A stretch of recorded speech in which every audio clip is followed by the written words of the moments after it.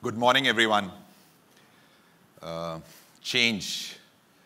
I was told that I should share some experiences about how one has managed change.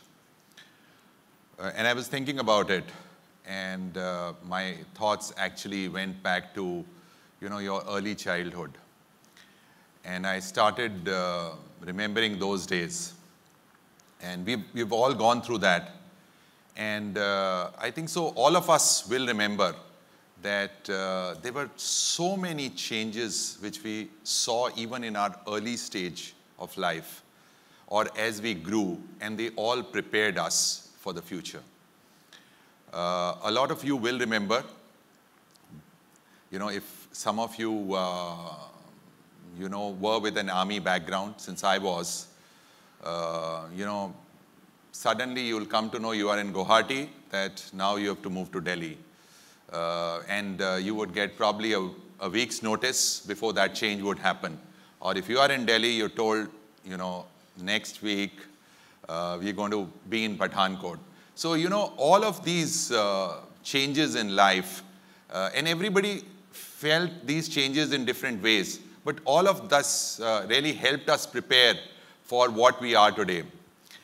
Some of you who've gone to the hostel would remember it was so tough to actually move out from the comfort zone of your parents and actually stay independently in a hostel. Or some of you who took off, or who took a job early on in your career, when you were told that, look, your first job, I was in a town called Bareilly, and it's a very small place in UP. And I was told my first job is going to be in Kolkata. I had never been, as far away from home and staying there. But again, as you reached there, you were apprehensive, but you adapted and you adjusted to that change. So I think so all of us have seen these changes hitting us in life. And a lot of times you would remember they were not planned for. They were sudden, abrupt, and something which you had not thought of, and it all happened. While, for example, I knew that I had to take a job, I always thought it will be close by in Delhi, because Delhi is a big town close by to Bareilly, not very far away. But I think so a lot of these changes which have hit us at different points of time have been pretty sudden. And we initially struggled but found ways to adapt to that. I'm sure a lot of you who've started your own businesses, and when I meet such young people with so much of energy, a lot of them tell me this is not their first business. They started off doing something else, but some environment changed, and they had to adapt to a new way of working. And so change has been a part of our life right from the beginning. The only thing which, people say change is the only constant, but I would say the only constant has been that whenever there has been a change, when you've found some doors closed, you've found many more doors which have opened up. The number of opportunities which you see for yourself are probably more than what you believe have closed off. I remember, our generation is probably a generation which has seen the maximum amount of change, or maybe we feel like that, but we always feel that we have seen the maximum amount of change. Right from the times when we used to book Bajaj scooters and wait for a few years for them to come, or wait for connecting an STD call from the evening to morning. And when the bell used to ring of the telephone, you knew that now the STD call has connected. From that time, I think so technology has probably been the biggest disruptor. And we, as a generation, have seen probably the maximum change, much more than what our parents actually saw. And every time this change happened, people told us this is going to be the end. I remember Initially, when phones came, we all felt and we knew that one day we will be able to see someone else on the other side on the phone, and then data came and we could do that. And people said, look, now we won't need to travel because all our meetings, all our conferences will be on video or on mobile. But look at how the aviation industry is growing. Today, airports are more crowded than railway stations probably. So that is not really deterred. Or for example, when Amazon and Flipkart were becoming bigger, people said high street shopping. What will happen to Linking Road, Hill Road? All of these will not be as attractive. But today, we still go there. We still spend time there. And probably some of those companies are becoming more physical than, online. Or for example, in an industry very familiar to us, when banks came in aggressively into distribution of mutual funds or insurance, and that became one big fee driver for them, everybody felt that, look, banks will corner the market share. They will probably have 80-90% market share, and that's the only way customers will buy. But look at how this industry has flourished. The way you have flourished, the way, a lot of your brethren have expanded their businesses, or you've expanded your business, or more people have come into the business. It just tells us that every disruption or every change has probably brought in more opportunities than it has taken away. And if I look back and start thinking why this is happening or why such a thing is happening, only two thoughts emerge in my mind. One, the fact that we are in India. The fact that our economy presents so many opportunities. We are the fastest growing economy. There are opportunities in every part of the country. If we were in an economy which was degrowing or growing at 1%, we would have struggled to find opportunities. But we are in a place where opportunities are just too many for each one of us to catch on. And the second thing, I think so, as a generation, we've been a very hard-working generation. A lot of us, if we are here, I can tell you when we were very young, we actually dreamt of being in a five-star hotel because it was so tough to be there. It seemed like a distant dream to us. So we have all struggled, we have all adjusted to changes, and we have faced a lot of challenges before we have come here. And that's the reason, I think so, with every change, we only become more stronger and we only see more and more opportunities. I'll tell you some incidents of, since I've spent a lot of time in the banking industry. I remember the time when, we were largely a financial institution, and there was nobody doing retail banking, and we wanted to expand in that space. And the only message which we got from our boss at that point of time, Mr. Kamath, used to head the bank, and his, like, for example, when I was looking after home loans, he said, look, there is a player who's been in existence for 25 years. Their book size is maybe, I don't remember exactly, but about 75,000 crores. When are we going to be bigger than them? So it was an audacious statement. I genuinely felt, is this possible? Whether we will be able to make it or not. But I think so the only thing which we carried with ourselves was the belief that we can do it. The fact that we have to think differently.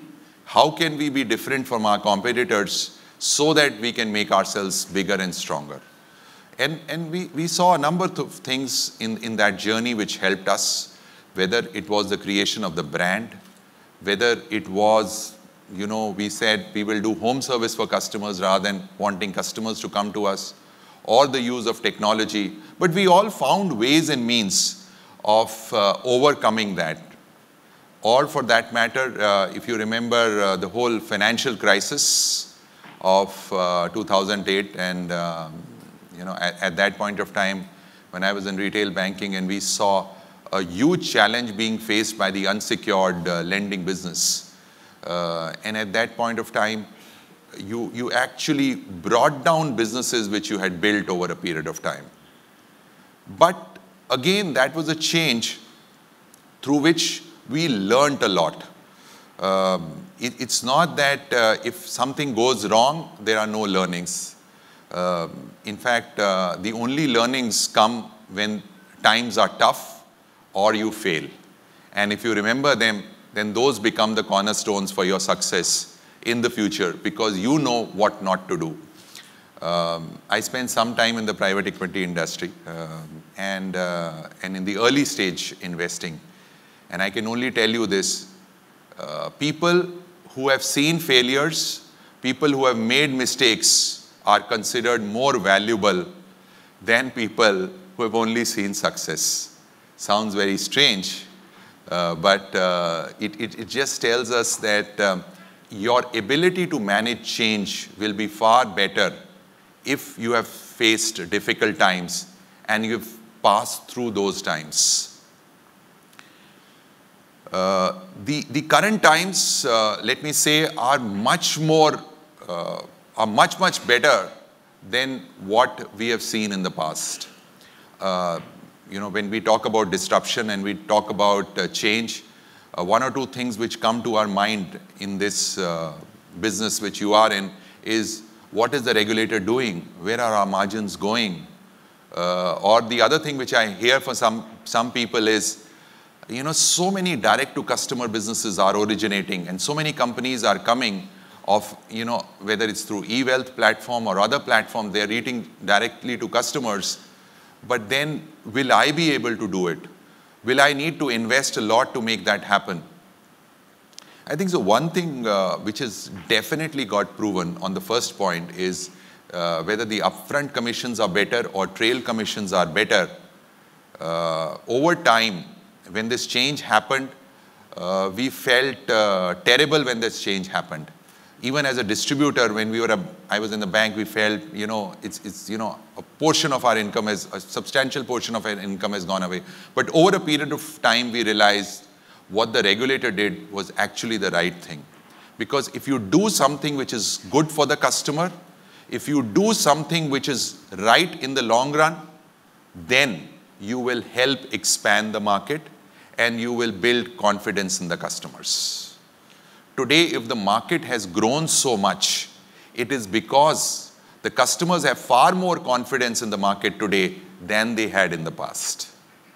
Similarly, when you talk about technology and we talk about direct to customer, in earlier times when technology came in, people felt that those institutions who can invest a lot of money, who can put in a lot of systems, servers, connectivity, and so on and so forth, or invest in analytics, those are the people who will do very well. And so you needed a lot of capital to be very good. But, when internet came in and when this spread reached so many, and we could reach out to so many individuals across the country, we came to know that all of that investment is not required for you to be successful. Look at the startups today. Look at how they are disrupting the established players. It is all happening because technology, which was considered to be a big investment in the past, and which could differentiate big from the smaller people, has made it a more level playing field today than what it was in the past. So today, all of you, if you wish to expand and if you want to attract more customers, and if you felt that the only way of being in touch with them is by physically meeting them, you would have only limited your customer base. But today, if you can reach out more of them using the internet, your own platforms, which are today not very costly to make, then you can have a much larger set of customers than what you would have had in the past. For example, I'm not saying that the ability to, or it's less relevant to be in touch or to physically meet, but there are a lot of things, like for example, when we talk about servicing customers, you don't need to meet them to service them. Because if you have to do that, then you have to do it in working hours, you can meet limited number of customers, but if you are able to use technology and if you are able to use internet, you don't need to spend time and energy in servicing them. I think so. You only need to ensure that the data is available and they can service themselves. And you can spend time on where you can add value to the things. I'm sure you don't add value by just servicing. Servicing is one part of the job, but you add value by advising customers, by understanding them how or what they want in life or what their family wants in life, and then tailoring your offerings to them based on that. For example, even if you are not well, and if physical was the only way, it would have been tough. But today, video calls are allowed, FaceTime is possible. So, technology has allowed you to be as competitive or probably more competitive than bigger players in reaching out to customers. This whole thing will keep on becoming more and more common in the future. And if the only thing which I want to say, if there is one piece of advice which I want to give is, whether it's you alone with your family who runs this business or you have a small organization, the only thing you should prepare them for is to handle change. And what I've learned, the only way which prepares them to handle change is never let anyone be comfortable in their job for too long. The moment you remain comfortable, you become less and less amenable to change. So if you find any of your team members are comfortable, they understand this business very well, just give them another business to handle, or another part of the geography to handle, or anything, something, just disrupt them. And keep doing it, because you don't know whom you will lose at which point of time. Your team member may join someone else or something else, and you will need to give another team member that job to handle. So just create this whole culture, even if you are small, create this culture of not letting anything settle down. Once it's settled, just ensure that you create the next challenge and you prepare them to handle the next challenge. And if you do that, I think so you would have created a culture which would help you to manage any change. And that is something, as I said, given this is not the last change which we have seen, we will see many more changes. I can only say confidently that if we put our minds to it, there is no change which we can not handle. Thank you so much, and it's been a pleasure to talk to you.